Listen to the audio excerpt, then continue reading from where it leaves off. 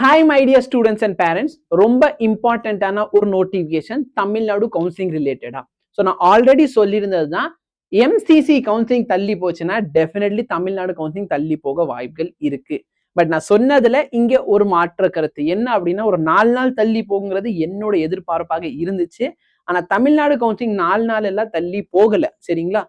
So MCC வந்து அவங்க counselling வந்து எக்ஸ்டெண்ட் பண்ணதுனால தமிழ்நாடோட கவுன்சிலிங்கை நாங்க எக்ஸ்டெண்ட் பண்றோம் அப்படிங்கறத கிளியர் கட்டா சொல்லியிருக்காங்க. Candidate can register and fill there choice. நல்லா பாருங்க, ஆல் இந்தியா கவுன்சிலிங் தான் நைட் 12 மணி வரைக்கும், சரிங்களா? இன்னைக்கு நைட் 12 மணி வரைக்கும் ஆல் இந்தியா கவுன்சிலிங் இருக்க போகுது. தமிழ்நாடு கவுன்சிலிங் பாத்தீங்கன்னா 20ஆம் தேதி 5 மணி வரைக்கும் இருக்க போகுது. எனக்கு ஒரே ஒரு விஷயம் மட்டும் சொல்லுங்க, என்ன அப்படின்னா, நிறைய பசங்க இந்த 2.5 லேக்கை விட கம்மியான இன்கம்ல இருக்கீங்க, ஓகேவா? கம்மியான இன்கம்ல இருக்க நிறைய ஸ்டூடெண்ட்ஸோட ஒரே ஒரு இது என்னன்னா, சார் நாங்க சர்டிஃபிகேட் அப்லோட் பண்ணிட்டோம், ஆனா வெப்சைட்டுக்குள்ள போனா எங்களை காசு கட்ட சொல்லுது. ஸோ நானும் அவங்கள்ட்ட கேட்டிருந்தேன், ஒரு பையனையும் வச்சு கேட்க சொல்லியிருந்தேன். சொன்னேன், ஏன்னா ஸ்டூடெண்ட்ஸ் என்கிட்ட கேட்கறாங்க, சார் நாங்க சர்டிஃபிகேட் கொடுத்துட்டோம் சார், ஆனா எங்களை காசு கட்ட சொல்றாங்க சார் அப்படிங்கிறது.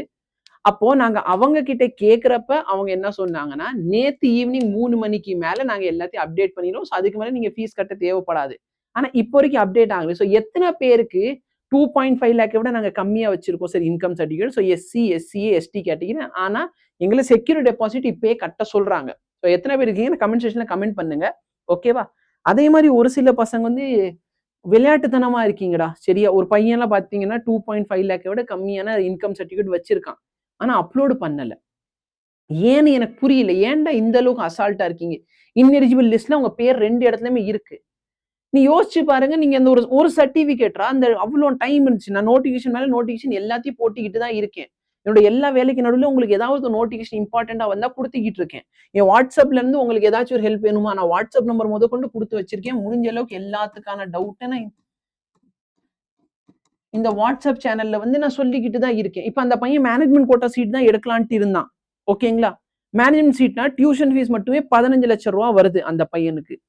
இப்ப அந்த ஒரு சர்டிபிகேட் அப்லோட் பண்ணாதனால யோசிச்சு பாருங்க, 4.5 லட்சம் ரூபாய்க்கு 4.5 வருஷம் 15 லட்சம் ரூபாய் எங்க சார் காசு? எவ்வளவு காசு ஆச்சு ஒரு சர்டிபிகேட் அப்லோட் பண்றதுக்கு?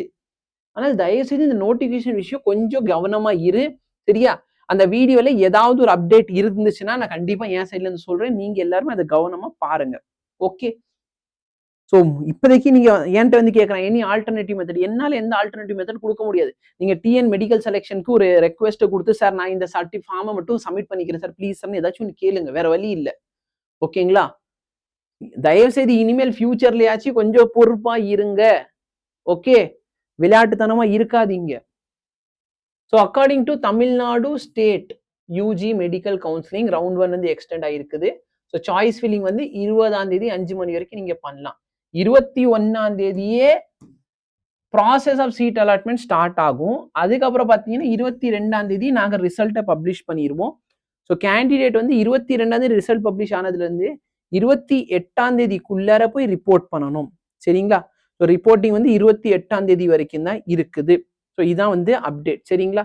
இந்த மாதிரி அப்டேட் ஏதாவது இருந்தால் உடனே கொடுத்துட்றேன். ஒரு சில டைம் நான் வாட்ஸ்அப் சேனலில் கூட அப்டேட் பண்ணுவேன். ஸோ நீங்கள் வந்து அந்த நம்பருக்கு மெசேஜ் பண்ணுங்க, நான் வாட்ஸ்அப் சேனலுக்கான லிங்க் கொடுத்துட்றேன், அதில் பார்த்துக்கோங்க. சாய்ஸ் ஃபில்லிங் இன்னும் நிறைய பேருக்கு தெரியாம இருக்கு. நான் இன்னைக்கு ஈவினிங் வந்து ஃப்ரீயா இருந்தேன்னா சாய்ஸ் ஃபில்லிங் எப்படி பண்றது டீட்டெயிலா சொல்றேன். அந்த டீட்டெயில் லைவ்ல வந்து என் நம்பருக்கு நீங்க வாட்ஸ்அப் கால் கூட பண்ணுங்க. அந்த வாட்ஸ்அப் கால்ல நான் வந்து நீங்க எப்படி இதை பெட்டர் பண்ணலாம் அப்படிங்கிற எல்லா டீட்டெயில்ஸும் அந்த லைவ்ல பேசுவோம், சரிங்களா? ஸோ ஈவினிங் வந்து லைவ்ல சந்திப்போம். இந்த அப்டேட் பார்த்துக்கோ, வி ஹாவ் டைம். இன்னும் இந்த எஸ்சி, எஸ்சி, எஸ்டி கேட்டகிரியில் இருக்க ஸ்டூடெண்ட்ஸ் 2.5 லேக்கை விட கம்மியாக வச்சிருக்கீங்கன்னா இன்னும் உங்களுக்கு கவுன்சிலிங் ஓப்பனே ஆகலை, கரெக்டா? ஏன்னா நீங்க ஃபீஸ் பே பண்ணாதான் உள்ள வந்து சாய்ஸ் ஃபில் பண்ண முடியும். But as per government notification இந்த இடத்துக்கு உங்களுக்கு அது ஓப்பன் பண்ணி கொடுத்துருக்கணும். ஸோ கவர்மெண்ட் மேலே தான் இந்த தப்பு. ஸோ இது வந்து அவங்க எவ்வளோ சீக்கிரமா சரி பண்றாங்க அதான் நீங்க பார்த்துக்கணும்.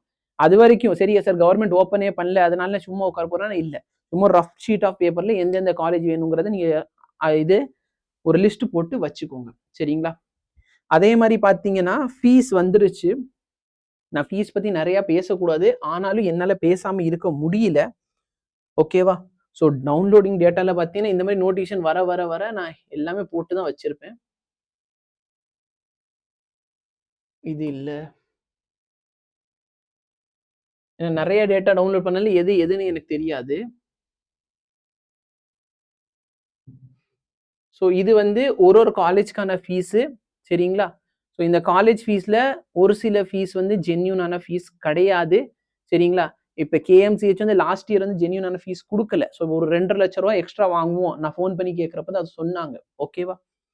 ஸோ இந்த வருஷம் அவங்க கரெக்ட்டா இருக்கு. பட் ஒரு சில காலேஜஸ்ல நீங்க பார்த்தாலே உங்களுக்கு தெரியும். அந்த இடத்துல அவங்க ரொம்ப கம்மியான ஃபீஸ் தான் போட்டிருக்காங்க அப்படின்னா, தயவு செய்து அவங்கள்ட்ட ஃபோன் போட்டு கேட்டுருங்க. சரிங்களா? ஃபார் எக்ஸாம்பிள் இந்த காலேஜ்ல வந்து எக்ஸ்ட்ரா ஃபீஸ்ங்கிற பேர்ல வெறும் ரூ. 10,000 தான் போட்டிருக்காங்க பெர் மாசத்துக்கு. அப்படினாலும் ரூ. 1,00,000 தான் வரும். ஸோ கன்ஃபார்ம் பண்ணி கேட்டுருங்க. சார் எக்ஸ்ட்ரா ஃபீஸ் இவ்ளோ தான் வாங்குவீங்களா? அப்படிங்கிறத 1க்கு 4 தடவ கன்ஃபார்ம் பண்ணிக்கோ. சரி இவங்க பாரு ரூ. 1,50,000 பிளஸ் ரூ. 60,000 கேட்டிருக்காங்க. இங்க பாரு மாசம் 50,000னா எவ்வளவு ஆச்சு? ரூ. 6,00,000 பிளஸ் 60,000. ஸோ இவங்க வந்து டிஸ்க்ளோஸ் பண்ணிட்டாங்க. ஸோ பேஸ்ட் ஆன் திஸும் நீங்க சாய்ஸ் ஃபில்லிங் பண்ணலாம். ஓகே. ஸோ உனக்கு எந்தெந்த காலேஜ் ஃபார் எக்ஸாம்பிள் இங்க பாருங்க கற்பகம்ல பாத்தீங்கன்னா வெறும் 60,000 ஃபீஸ் மட்டும் தான் போட்டிருக்காங்க. பட் எக்ஸ்ட்ரா ஃபீஸ் டெஃபினெட்லி இருக்கு. நீங்க ஃபோன் பண்ணி விசாரிச்சுக்கோ. அடுத்து ஃபீல் பண்ணி யூஸ் இல்ல. மாதா காலேஜ் வெறும் 60,000னா வாய்ப்பு கிடையாது. ஓகேவா? பனிமலர் காலேஜ்ல இவ்வளவுதான் இருக்குன்னா எக்ஸ்ட்ரா ஃபீஸ் டெஃபினெட்லி உண்டு. லேப்ஸ் ஃபீஸ், இந்த ஃபீஸ், அந்த ஃபீஸ் அதுக்கெல்லாம் எவ்வளவு சார் கேட்பீங்க? கோட், இன்ஸ்ட்ருமெண்ட் அதெல்லாம் எவ்வளோனாலும் நீங்க தயவு செய்து இப்பயே சொல்லிடுங்கன்னு கேட்டு வாங்கிக்கோ. அதுக்கேற்ற மாதிரி நீங்க என்ன பண்ணுங்க இது பண்ணுங்க. ஸோ ஃபார் எக்ஸாம்பிள் நீங்க பாருங்க புக் ஃபீஸே 90,000 ருபீஸ் கேட்கறாங்க. அதர் ஃபீஸ் கேட்கறாங்க. ஸோ இந்த மாதிரி ஃபீஸ் இருக்கும். சரிங்களா? இப்போ திருச்சி எஸ்ஆர்எம்ல டெஃபினெட்லி இந்த இடத்துல ஃபீஸ் வந்து 15,000 மட்டும் தான் போட்டிருக்காங்கன்னா மற்ற ஃபீஸ் இருக்கு. சரிங்களா? ஏன்னா உங்களுக்கு ஜென்யூனான ஃபீஸ் தெரியும்னா இங்க சிஎம்சி வெள்ளூரை நீங்க எக்ஸாம்பிளுக்கு எடுத்துக்கலாம். ஸோ எஸ்டாப்ளிஷ்மெண்ட்டுக்கு அவங்க வந்து 6,300 ரூபா வாங்குறாங்க. சரியா? ஸோ ஸ்பெஷல் ஃபீஸ் தனியா இங்க பார்த்தோன்னா 15,000 ரூபா வந்து யூனிவர்சிட்டி ஃபீஸ்னு சொல்லி இருக்கு. ஸோ அது வந்து எக்ஸாம் ஃபீஸா இருக்கும். ஓகே. ஸோ எனக்கு தெரிஞ்சு இந்த எஸ்ஆர்எம் வந்து அந்த எக்ஸாம் ஃபீஸ் மட்டும் தான் போட்டிருக்காங்க. மற்றபடி புக்ஸ் ஃபீஸ், இந்த ஃபீஸ், அந்த ஃபீஸ்ல அவங்க இன்க்ளூட் பண்ணல. ஸோ பிளைண்டா நம்பாத. லாஸ்ட் இயர் வந்து நான் இது அனுபவத்துல சொல்லிக்கிட்டு இருக்கேன். தயவு செய்து இதை நம்பாதீங்க. ஒரு தடவை ஃபோன் போட்டு கேளு. சரிங்களா? ஏன்னா நம்ம என்ன பண்ணுவோம்னா சார் ஒரு காலேஜ்ல பாருங்க இப்ப ஃபார் எக்ஸாம்பிள் நம்மளுக்கு ஒரு காலேஜ் இருக்கு.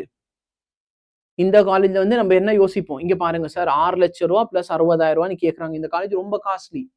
இன்னொரு காலேஜ்ல பாருங்களேன் சார் வெறும் இவ்வளவுதான் சார். இது வந்து வெறும் எவ்வளவு வரப்போகுது? எனக்கு 1,00,000 ரூபா கிட்ட வரப்போகுது. 1,20,000 கிட்ட வரப்போகுது. இது கொஞ்சம் ஆப்வியஸ்லி அதிகம் தான். ஸோ 1,20,000 யோசிப்போம். ஆனா அவங்க அதுல மத்த ஃபீஸ் ஏதாவது இருக்கா அப்படிங்கிறத தயவு செய்து ஃபோன் போட்டு கேளுங்க. நான் கேட்க முடியாது, நான் கேட்க கூடாது. ஸோ நீங்க எதை தயவு செய்து கேட்டுக்கோங்க. ஓகே. ஸோ இதெல்லாம் பார்த்து வச்சுக்கோங்க. இது வந்து எல்லாருக்குமே அவைலபிளா இருக்க டேட்டா. இதுவும் நான் உங்களுக்கு வாட்ஸ்அப் சேனல்ல கொடுத்துடுறேன். சரிங்களா? ஸோ அதில் கோ த்ரூ பண்ணிக்கோங்க. புரிஞ்சா? ஸோ டெஃபினெட்லி இந்த ஒரு காலேஜ்க்கு மென்ஷன் பண்ணீங்க. ஒரு சில இடத்துல ஒரு சில ஃபீஸ் மென்ஷன் பண்ணாம இருக்காங்க. நேரில் போனால் தான் தெரியும். இப்பயே கவனமா இருந்துக்கும். தேங்க்யூ.